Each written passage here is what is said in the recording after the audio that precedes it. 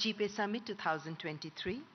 And now I take this opportunity to request Honorable Prime Minister of India, Shri Narendra Modi, to inaugurate the GPAI Summit 2023 by pressing the button on the remote.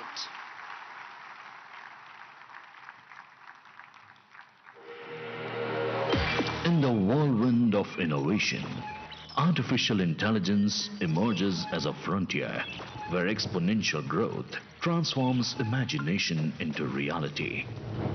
Under the visionary leadership of Prime Minister Narendra Modi, India utilizes AI across diverse fronts, from serving citizens in their languages to personalizing education, enhancing healthcare accessibility and technology-enabled agriculture, promising to uplift the lives of the common man and poor by providing affordable access to essential services. Its growth model prioritizes equity and inclusivity, ensuring that no one is left behind when innovation takes the lead. In the realm of AI, India fosters a universal understanding, steering the technology towards humanity's betterment. As a founder member of Global Partnership on Artificial Intelligence, GPAI, India actively contributes to responsible AI development.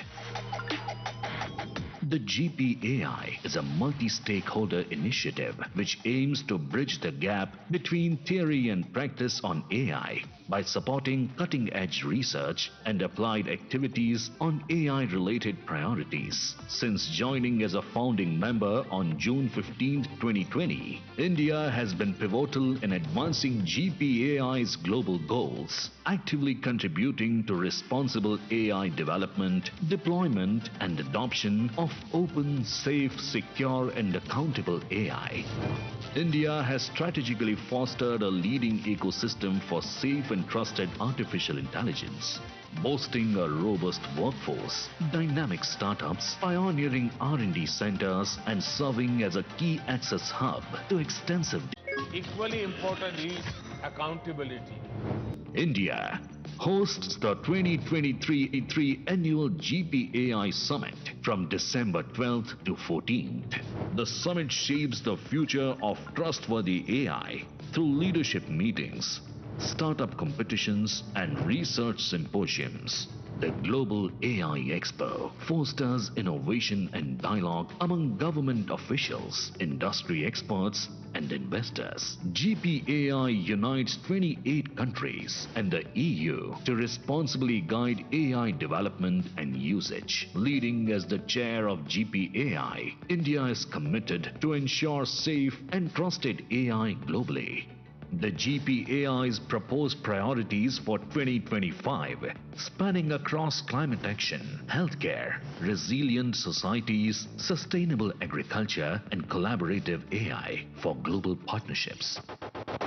Steered by India's helm at the GPAI 2023 Summit, let's collectively shape a future where technology, guided by the trustworthy AI development, serves humanity, ushering in the era of positive global impact.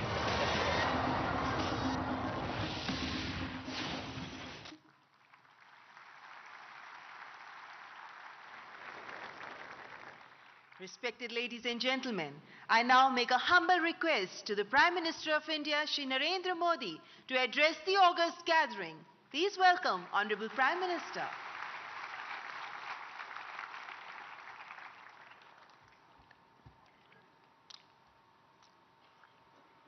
केंद्रीय मंत्रिमंडल के मेरे साथी अश्विनी वैष्णव जी, राजीव चंद्रशेखर जी,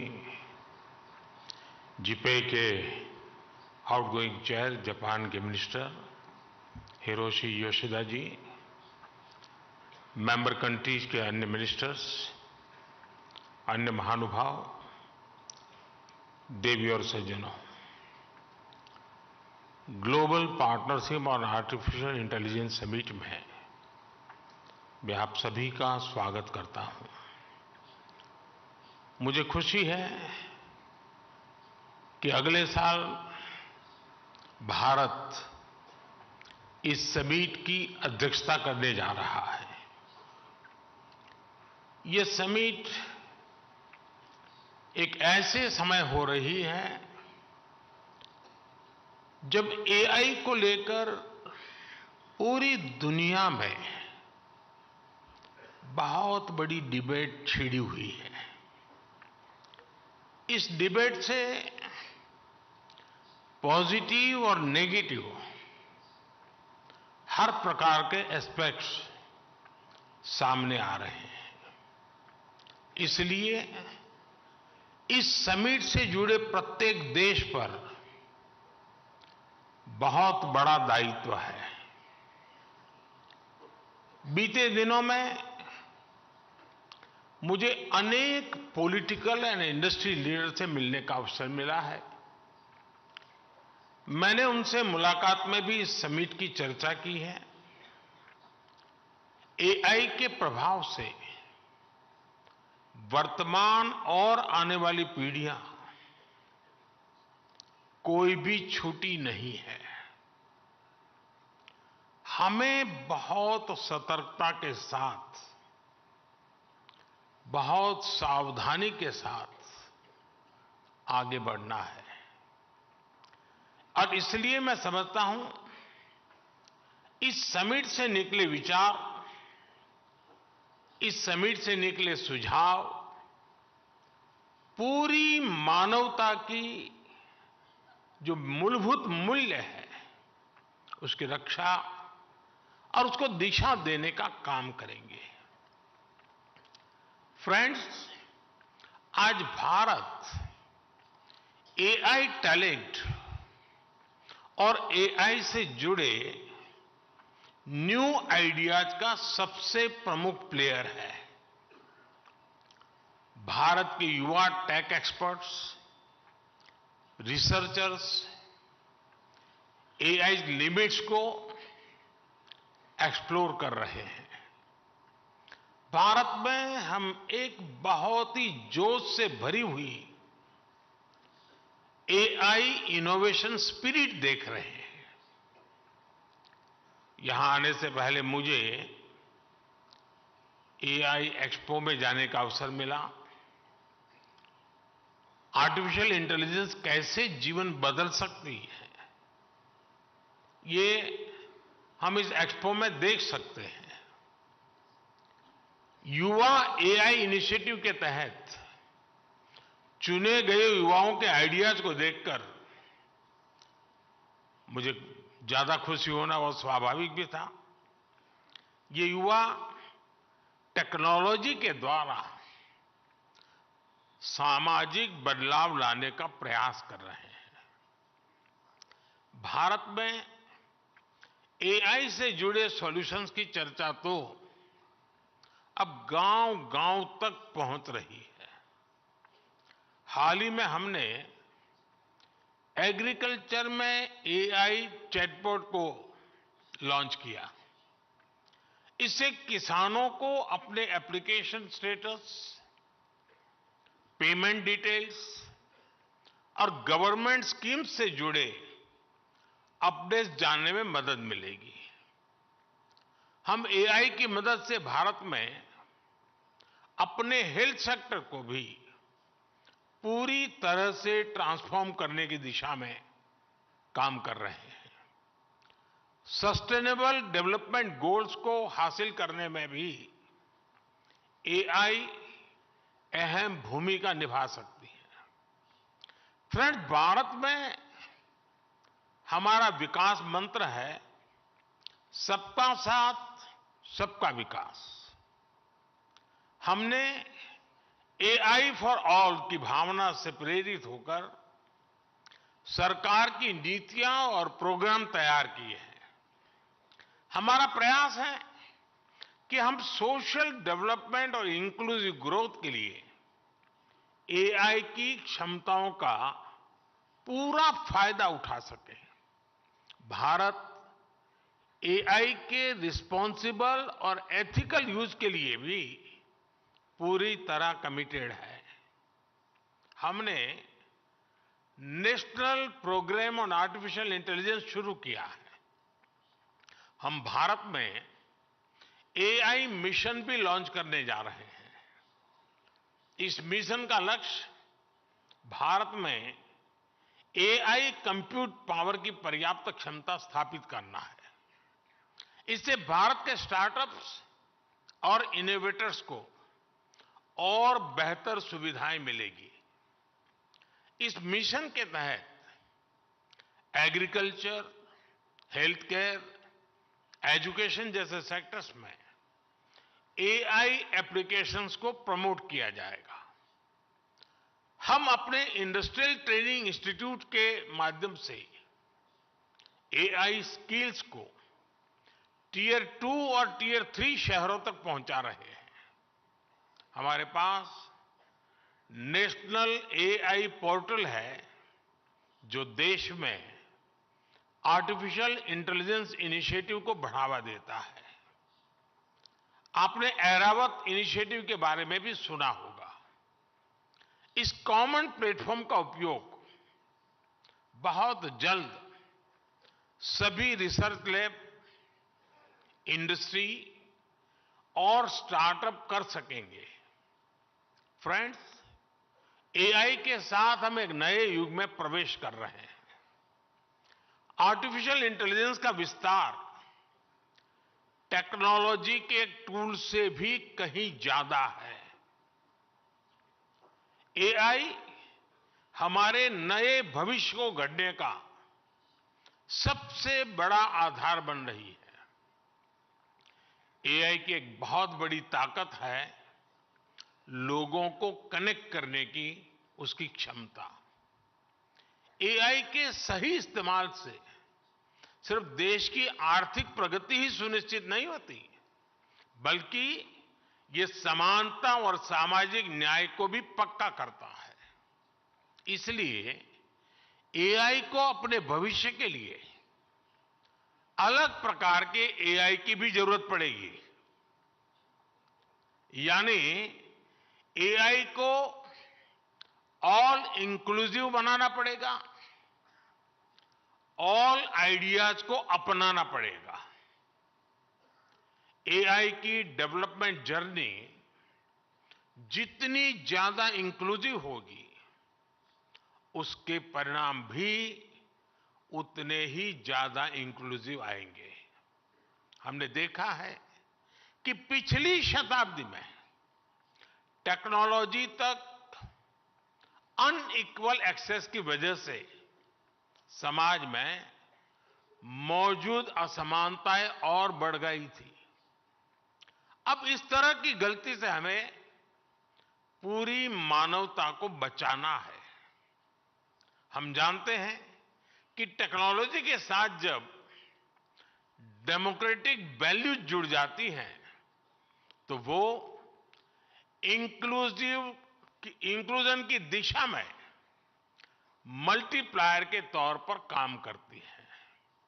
इसलिए artificial intelligence के भविष्य की दिशा भी ह्यूमन वैल्यूज पर, डेमोक्रेटिक वैल्यूज पर पूरी तरह निर्भर करेगी। आर्टिफिशियल इंटेलिजेंस हमारी एफिशिएंसी को बढ़ाने में मदद कर सकता है, लेकिन ये हम पर है कि हम इमोशंस की भी जगह बनाए रखें। आर्टिफिशियल इंटेलिजेंस हमारी इफेक्टिवनेस को बढ़ा सकती है, लेकिन ये हम पर है कि हम अपने एथिक्स को भी बनाए रखें। इस दिशा में ये मंच विभिन्न देशों के बीच सहयोग बढ़ाने में मदद कर सकता है। फ्रेंड्स, किसी भी सिस्टम को सस्टेनेबल बनाने के लिए उसे ट्रांसफॉर्मेटिव, ट्रांसपेरेंट और ट्रस्टेड बनाना पड़ता है। इसमें कोई संदेह नहीं कि एआई ट्रांसफॉर्मेटिव तो है ही, लेकिन ये हम पर है कि हम इसे ज्यादा से ज्यादा ट्रांसपेरेंट बनाएं। अगर हम इस्तेमाल हो रहे डेटा और एल्गोरिदम को ट्रांसपेरेंट और फ्री फ्रॉम बायस बना सके तो एक अच्छी शुरुआत होगी। हमें दुनिया भर के लोगों को ये यकीन दिलाना होगा कि एआई उनके लाभ के लिए है, उनके भले के लिए है। हमें दुनिया के विभिन्न देशों को ये भी विश्वास दिलाना होगा कि इस टेक्नोलॉजी की विकास यात्रा में किसी को भी पीछे नहीं छोड़ा जाएगा। एआई पर ट्रस्ट तब बढ़ेगा जब एआई से जुड़े एथिकल, इकोनॉमिक और सोशल कंसर्न्स पर ध्यान दिया जाए। उदाहरण के लिए, अगर अपस्किलिंग और रीस्किलिंग एआई के ग्रोथ कर्व का हिस्सा बन जाए तो युवा ये भरोसा कर पाएंगे कि एआई उनके भविष्य की बेहतरी के लिए है। अगर डेटा की सुरक्षा पर ध्यान दिया जाए तो लोग यकीन कर पाएंगे कि एआई उनकी प्राइवेसी में दखल दिए बिना विकास को आगे बढ़ाएगा। अगर ग्लोबल साउथ को यह पता होगा कि एआई के विकास में उनकी भी बड़ी भूमिका होगी तो वो इसे भविष्य के एक रास्ते के रूप में स्वीकार कर पाएंगे। फ्रेंड्स, एआई के अनेक पॉजिटिव पहलू हैं, लेकिन इससे जुड़ी नेगेटिव बातें भी उतनी ही चिंता का विषय है। एआई 21वीं सदी में विकास का सबसे बड़ा टूल बन सकता है और 21वीं सदी को तबाह करने में भी सबसे बड़ी भूमिका निभा भी सकता है। डीप फेक का चैलेंज आज पूरी दुनिया के सामने है। इसके अलावा साइबर सिक्योरिटी, डेटा थेफ्ट और आतंकियों के हाथ में एआई टूल्स के आने का भी बहुत बड़ा खतरा है। अगर आतंकी संगठनों के पास एआई लेस हथियार पहुंच जाए तो उससे ग्लोबल सिक्योरिटी पर बहुत बड़ा असर होगा। हमें इस विषय पर चर्चा करके एक ठोस प्लान तक पहुंचने की जरूरत है कि कैसे एआई के गलत इस्तेमाल को रोका जाए। इसलिए ही G20 प्रेसिडेंसी के दौरान हमने responsible, human centric AI governance का फ्रेमवर्क तैयार करने का प्रस्ताव रखा था। G20 न्यू दिल्ली डिक्लेरेशन ने एआई प्रिंसिपल्स के प्रति सभी सदस्य देशों के कमिटमेंट की पुष्टि की है। सभी सदस्यों में एआई के उपयोग से जुड़े खतरों को लेकर एक अंडरस्टैंडिंग थी।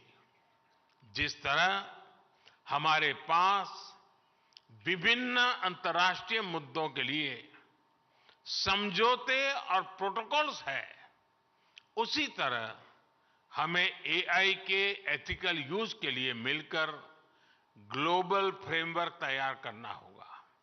इसमें हाई रिस्क या फ्रंटियर एआई टूल्स की टेस्टिंग और डिप्लॉयमेंट के लिए प्रोटोकॉल भी शामिल होगा। इसके लिए कन्विक्शन, कोऑर्डिनेशन और कोलैबोरेशन की सबसे अधिक जरूरत है। हमें मिलकर ऐसे कदम उठाने ही होंगे जिससे एआई का रिस्पांसिबल यूज सुनिश्चित हो सके। आज इस समिट के माध्यम से भारत पूरे वैश्विक जगत का आह्वान करता है कि इस दिशा में हमें अब एक पल भी गंवाना नहीं है। इस साल में अब कुछ ही दिन बचे हैं, नया साल आने ही वाला है। हमें एक तय समय सीमा के भीतर ग्लोबल फ्रेमवर्क को पूरा करना ही होगा। मानवता की रक्षा के लिए ये किया जाना बहुत ही जरूरी है। फ्रेंड्स, एआई सिर्फ एक नई टेक्नोलॉजी ही नहीं है, ये एक वर्ल्ड वाइड मूवमेंट बन गई है। इसलिए हम सभी का मिलकर काम करना बहुत ही आवश्यक है। अगले 2 दिन आप सभी बहुत से विषयों पर चर्चा करेंगे। मैं तो जब भी किसी एआई एक्सपर्ट से मिलता हूं तो अपने सवाल और सुझाव रोक नहीं पाता। आज आप एक्सपर्ट से बातें करते हुए भी कई बातें मेरे मन में आ रही हैं। हमें ये सोचना होगा कि एआई जनरेटेड इंफॉर्मेशन की क्रेडिबिलिटी को कैसे बढ़ाया जा सकता है। ऐसे क्या डेटा सेट्स हो सकते हैं जिनके उपयोग से हम एआई टूल्स को ट्रेन और टेस्ट कर सकें। किसी एआई टूल को मार्केट में रिलीज करने से पहले कितना टेस्ट करना चाहिए, इस पर भी जरूर सोचना चाहिए। क्या हम कोई सॉफ्टवेयर वाटरमार्क इंट्रोड्यूस कर सकते हैं जो ये बताएं कि ये इंफॉर्मेशन या प्रोडक्ट एआई जनरेटेड है। इससे जो व्यक्ति एआई जनरेटेड इंफॉर्मेशन का इस्तेमाल करेगा उसे उसकी लिमिटेशंस के बारे में पता रहेगा। एक बात मैं भारत में केंद्र सरकार और राज्य सरकार के दिग्गजों से भी कहूंगा, सरकारों के पास योजनाओं से जुड़ा विभिन्न तरह का डेटा होता है। इसका उपयोग एविडेंस बेस्ड डिसीजन मेकिंग में कैसे कर सकते हैं? क्या हम ऐसे डेटा का एआई टूल को ट्रेन करने में उपयोग कर सकते हैं? क्या हम एक ऐसा ऑडिट मैकेनिज्म स्थापित कर सकते हैं जिसमें एआई टूल्स को उसकी क्षमता के आधार पर रेड, येलो या ग्रीन में कैटेगराइज किया जा सके? क्या हम एक इंस्टीट्यूशनल मैकेनिज्म स्थापित कर सकते हैं जो रेजिलिएंट एम्प्लॉयमेंट को सुनिश्चित करे? क्या हम standardized global AI education curriculum ला सकते हैं? क्या एआई ड्रिवन फ्यूचर के लिए लोगों को तैयार करने के स्टैंडर्ड तय कर सकते हैं? ऐसे अनेक सवालों पर सरकार से जुड़े लोग और आप सभी एक्सपर्ट्स जरूर विचार करें। फ्रेंड्स, आप जानते हैं कि भारत में सैकड़ों भाषाएं बोली जाती हैं, हजारों बोलियां हैं। डिजिटल इंक्लूजन को बढ़ाने के लिए एआई की मदद से स्थानीय भाषा में डिजिटल सर्विसेज कैसे उपलब्ध कराई जा सकती हैं, इस बारे में भी सोचें। जो भाषा अब नहीं बोली जाती उसे एआई की मदद से कैसे रिवाइव किया जा सकता है, इस पर भी काम करें। संस्कृत भाषा का नॉलेज बेस और लिटरेचर बहुत समृद्ध है, उसे एआई की मदद से कैसे आगे बढ़ाया जा सकता है, इस पर भी सोचें। एआई की मदद से वैदिक मैथमेटिक्स के मिसिंग वॉल्यूम्स को क्या फिर से जोड़ा जा सकता है, इस बारे में भी प्रयास किया जाना चाहिए। फ्रेंड्स, मुझे विश्वास है कि ये समिट आइडियाज एक्सचेंज करने का बेहतरीन अवसर उपलब्ध कराएगी। मैं चाहता हूं कि इस समिट में शामिल होने वाले हर डेलीगेट के लिए एक ग्रेट लर्निंग एक्सपीरियंस साबित हो। अगले 2 दिनों तक आप एआई के विभिन्न पहलू पर गहनता से विचार विमर्श करेंगे। मुझे आशा है कि हमारे पास स्पेसिफिक आउटकम्स होंगे। इन पर अमल करके हम एक रिस्पॉन्सिबल और सस्टेनेबल फ्यूचर के निर्माण का रास्ता जरूर सशक्त करेंगे। आप सभी को मेरी बहुत बहुत शुभकामनाएं हैं। बहुत बहुत धन्यवाद। नमस्कार।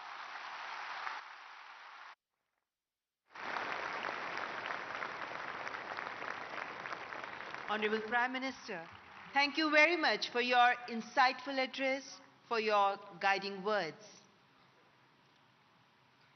We thank Honorable Prime Minister for his gracious presence.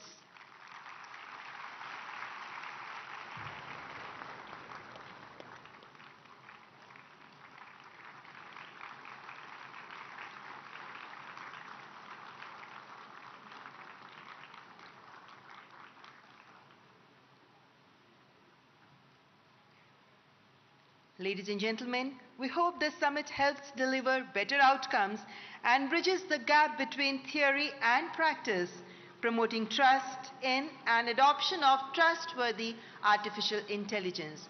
We thank you all for your presence, and with this we conclude the inaugural ceremony of GPAI 2023. Have a great evening and a great summit ahead. Thank you.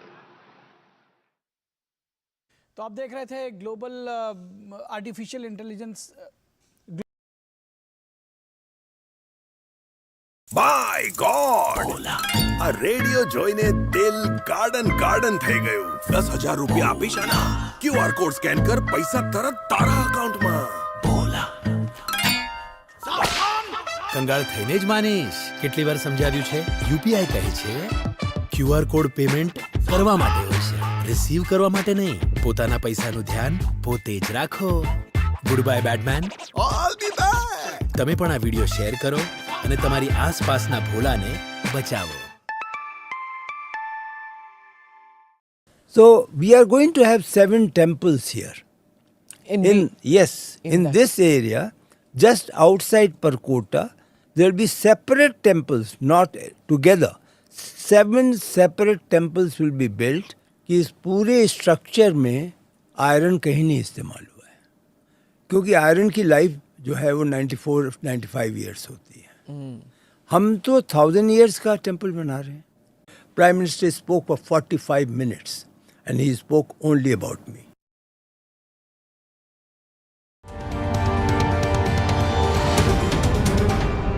Namaste, Jai Hind. You're watching or listening to another edition of the ANI podcast with Smita Prakash.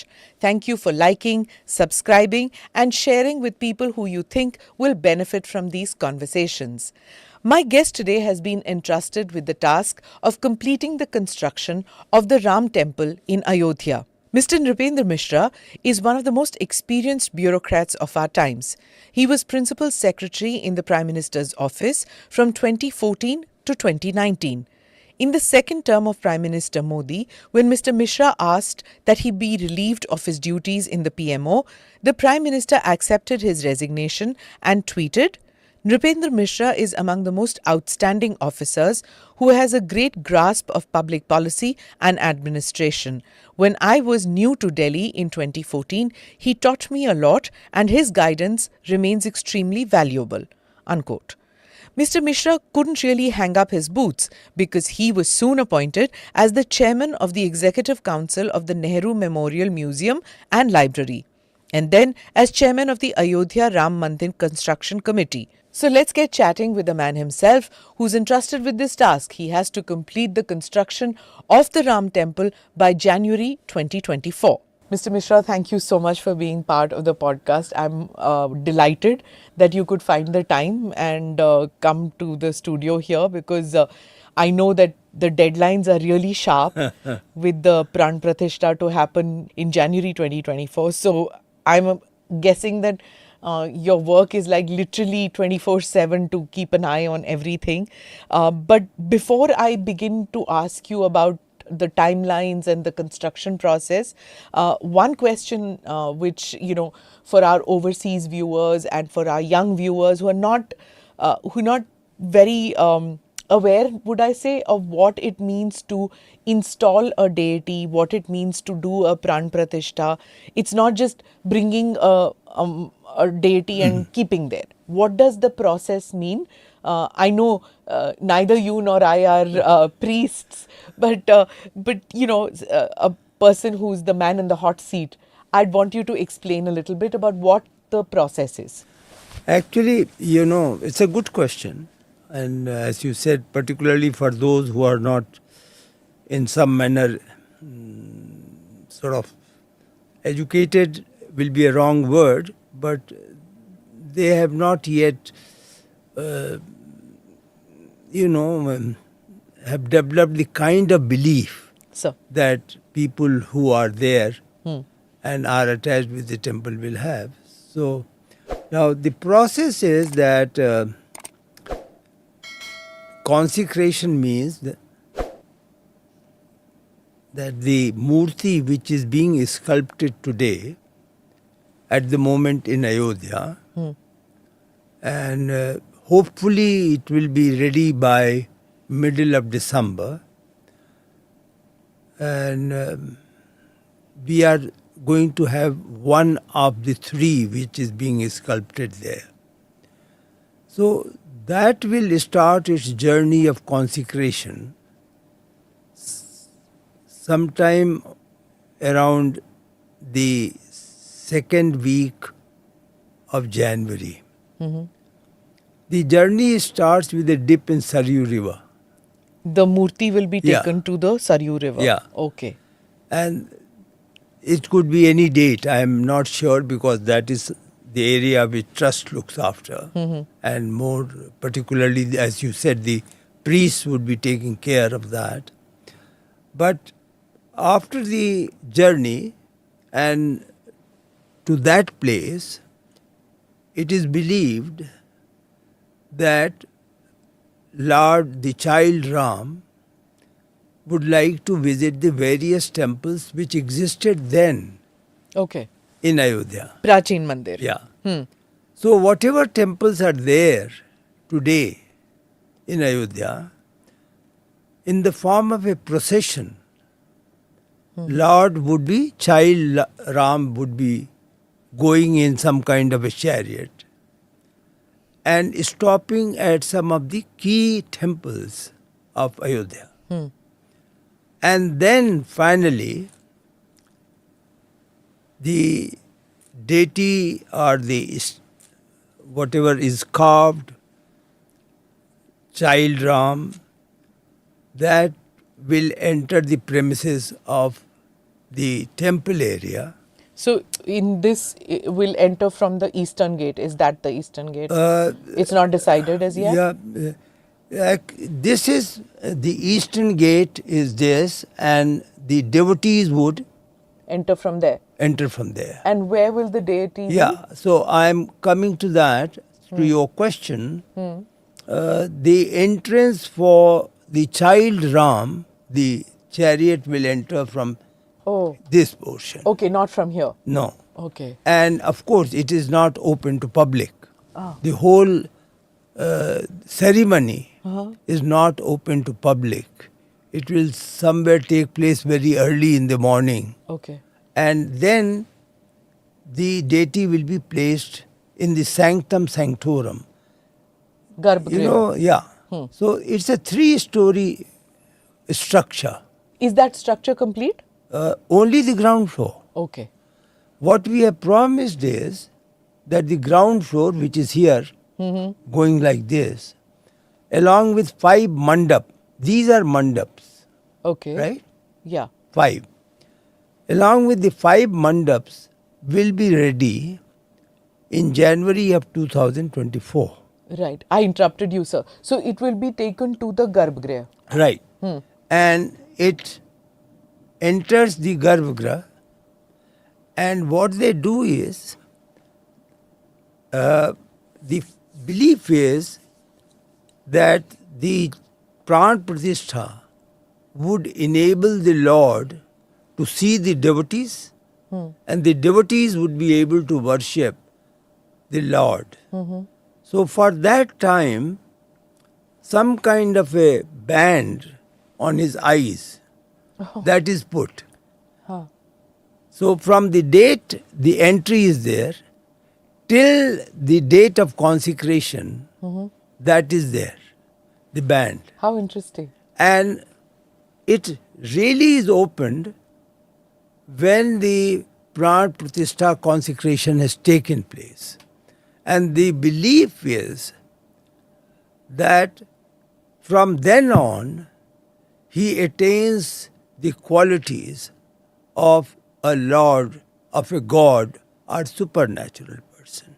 Okay. So that is the belief.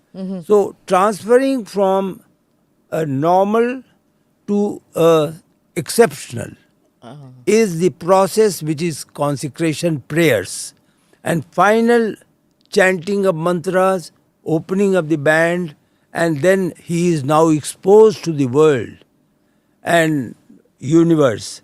That is the final consecration which will be on 22nd of January 2024.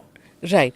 Two questions that emerge, which I'm sure people who haven't followed it in the news completely would have, is what you said is that the idol is being sculpted right now in Ayodhya, one of the three idols. So then that needs to be explained to some of our viewers who don't know the details, because many would say that isn't Ram Lalla's idol already there, baby Ram's idol already there, so why is it being sculpted?